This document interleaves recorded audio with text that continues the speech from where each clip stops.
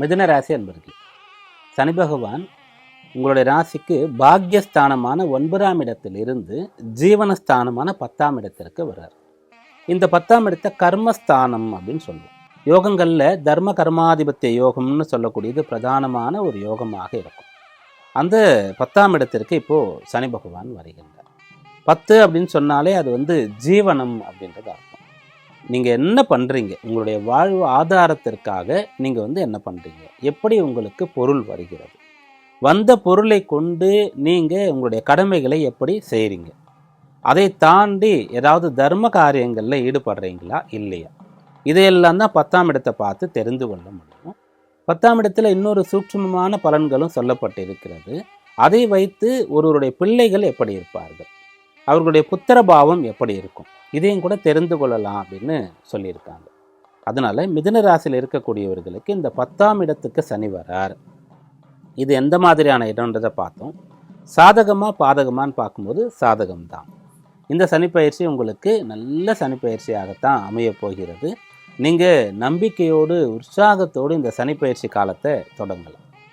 என்னென்ன பலன்கள்லாம் கிடைக்கும் அப்படின்னு பார்க்கும்போது, முதல்ல ரொம்ப நாளாக படிச்சுட்டு இருக்கோம், அப்படி படிச்சுட்டு இருக்கக்கூடியவர்களுக்கு வேலை கிடைக்காம இருக்கும், அவங்களுக்கு கிடைக்கும். எப்படின்னு சொன்னால், ஒருத்தர் யூஜி முடிச்சிருப்பார், அப்பயே ஒரு கேம்பஸ் இன்டர்வியூ வரும், ஆனாலும் கூட அதை எடுத்துக்கொள்ளாமல் நான் பிஜி பண்ண போகிறேன், இப்பயே வேலைக்கு போகலன்னு போயிருப்பார். அது கூட ஓகே தான். பிஜி முடிச்சிட்டும் கூட நான் இதுக்கு மேலே போய் படிக்க போகிறேன், எம்ஃபில் பண்ண போகிறேன், நான் பிஹெச்டி பண்ண போகிறேன்னு சொல்லி அடுத்தடுத்து படிச்சுட்டே இருந்திருப்பார். அப்போ நிறைய படிச்சிருக்காரு, நிறைய நாலேஜ் இருக்குது, நிறைய பட்டங்கள் அவருக்கு இருக்குது. ஆனால் அவர் வேலைக்கு ட்ரை பண்ணும்போது அவரை ஃப்ரெஷராக பார்த்து ரொம்ப குறைந்த ஊதியத்திற்கு எடுப்பாங்க. அல்லது இந்த வேலைக்கு ஒரு ஓவர் குவாலிஃபைடு இவர் எடுத்தால் சரியாக வராது அப்படின்னு சொல்லி எடுக்காமல் இருப்பாங்க. அல்லது கிடைக்கிற வேலைக்கு போகிறதுக்கு இவருக்கு மனசு வராது, ஏன்னா நிறைய படிச்சுட்டார் இல்லையா அவர். அப்போது அந்த வேலையில் இவரோட ரொம்ப ரொம்ப குறைவாக படித்தவர்களோடு சேர்ந்து வேலை பார்க்குற மாதிரி இருக்கும். இந்த மாதிரி இருக்கக்கூடியவர்களுக்கு 10ல் சனி வரக்கூடிய காலத்தில் மிகச்சிறந்த நல்ல வேலை கிடைக்கும்.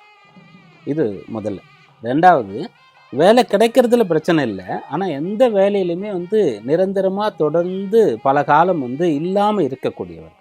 அவ்வப்போது ஏதாவது ஒரு காரணம் சொல்லி பேப்பர் போட்டுருவாங்க, வேலையை விட்டுருவாங்க, வேறு வேலையை தேடிட்டே இருப்பாங்க.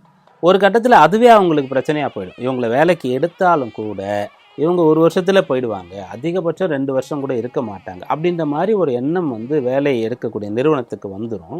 அப்போ அவருக்கு வேலை கிடைக்காம போயிடும். படிப்பு இருக்கும், திறமை இருக்கும், அனுபவம் இருக்கும், எந்த ஒரு மைனஸுமே இருக்காது, ஆனால் இந்த காரணத்தினால கிடைக்காம இருக்கும். அப்படிப்பட்டவர்களுக்கு இப்போது வேலை கிடைக்கும். அடுத்ததாக, ஒரு பிஸ்னஸ் பண்ணி ஃபெயிலியர் ஆகிட்டு நான் மறுபடியும் என்ன பண்ணுறதுன்னு தெரியாமல் இருக்கிறேன் அப்படின்னு இருக்கக்கூடியவர்களுக்கு கிடைக்கிற வேலைக்கு போகும்போது அந்த ஊதியத்தை வச்சு இந்த பிஸ்னஸில் வந்த கடனையோ ஃபேமிலியோ சரி பண்ணுறதுக்கான சம்மந்தமே இல்லாமல் இருக்கும். அப்படிப்பட்டவர்களுக்கு வேலை கிடைக்கும். இதெல்லாம் வேலை சம்பந்தமான விஷயம். அடுத்து, வேலையில் இருக்கக்கூடியவர்களுக்கு டெம்ப்ரவரியாக வேலைக்கு எடுத்திருந்தால் இப்போ பர்மனெண்ட் ஆகிறதுக்கான ஒரு வாய்ப்பு இருக்கிறது. வேலை மூலமாக வரக்கூடிய வருமானத்தை வைத்து உங்களுடைய செலவுகளை பார்த்து குடும்ப நபர் தேவையையும் பூர்த்தி பண்ணுறது, அதையும் தாண்டி ஆன்மீக ஈடுபாடு, முன்னோர் வழிபாடு, இதெல்லாம் செய்கிறது மிகச்சிறப்பாக இருக்க போகுது.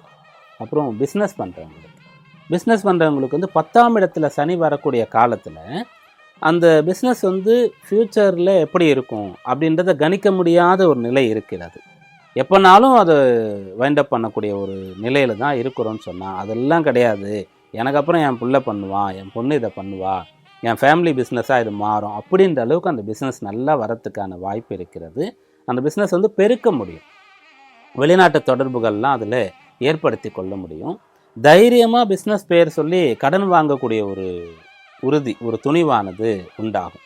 அந்த கடனை வாங்கி அதை பிஸ்னஸில் போட்டு அதை டெவலப் பண்ணுறதுக்கான ஒரு விஷயம் வரும். பார்ட்னர்ஸ் கூட கிடைப்பாங்க. ஏன்னா மிதுன ராசி அப்படின்னு சொல்லும்போது தனித்து ஒன்றை செய்வதை விட ஒரு பார்ட்னரோடு செய்கிறது ரொம்ப சிறப்பாக இருக்கும்.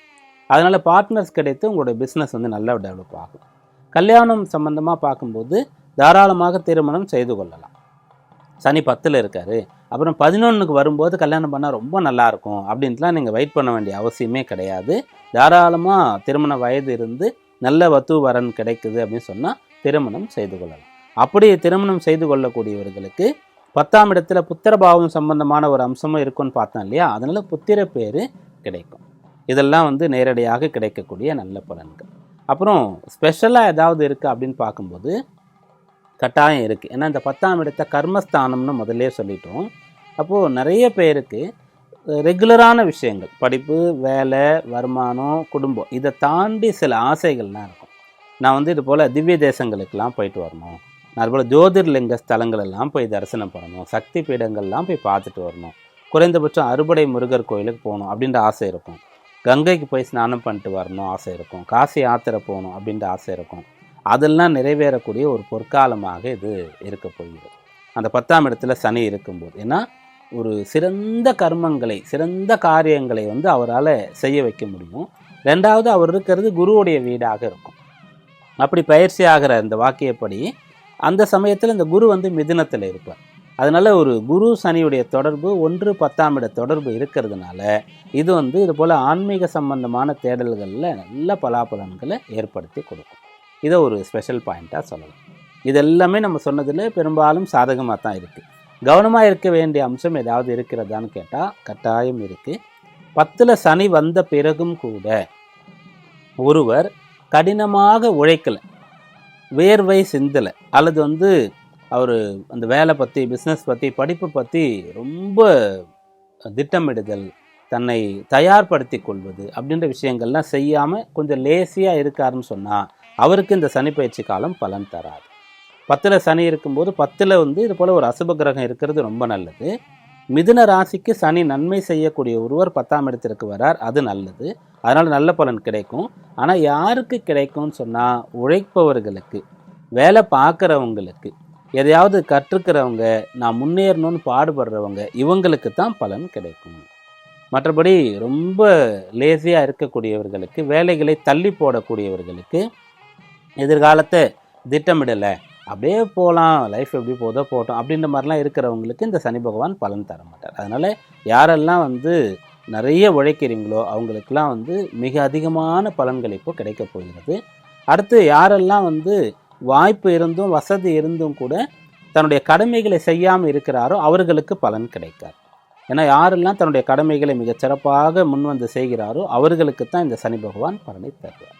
வழிபாடு என்ன அப்படின்னு பார்க்கும்போது பொதுவாக செய்யும் தொழிலே தெய்வம்னு சொல்லுவாங்க.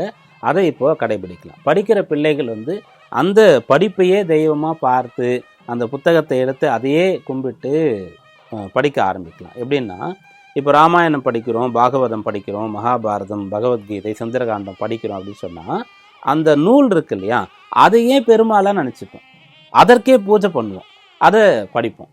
ஒரு விக்கிரகமும் அந்த நூல், அந்த புத்தகமும் ஒன்று தான் அப்படின்ற மாதிரி கன்சிடர் பண்ணுவோம். அந்த மாதிரி படிக்கிற பிள்ளைகள், வேலை பார்க்குறவங்க அந்த வேலையை வந்து கண்ணும் கருத்துமா பக்தியோடு செய்யணும். பிஸ்னஸ் பண்ணுறவங்கெல்லாம் வந்து அதை எவ்வளோ முடியுமோ அவ்வளோ நேர்மையாக நல்ல தரமாக அவங்க செய்கிறது ரொம்ப சிறப்பாக இருக்கும். இதையே தான் பரிகாரம் சொல்லலாம். அப்போ நீங்கள் வந்து உங்களுடைய அலுவலகமும் உங்களுடைய அந்த வியாபார ஸ்தலமும் தான் உங்களுக்கு கோவில்ன்ற ஒரு நிலையில் இந்த சனிப்பெயர்ச்சி காலத்தில் இருந்தால் அற்புதமான பலன்கள் கிடைக்கும்.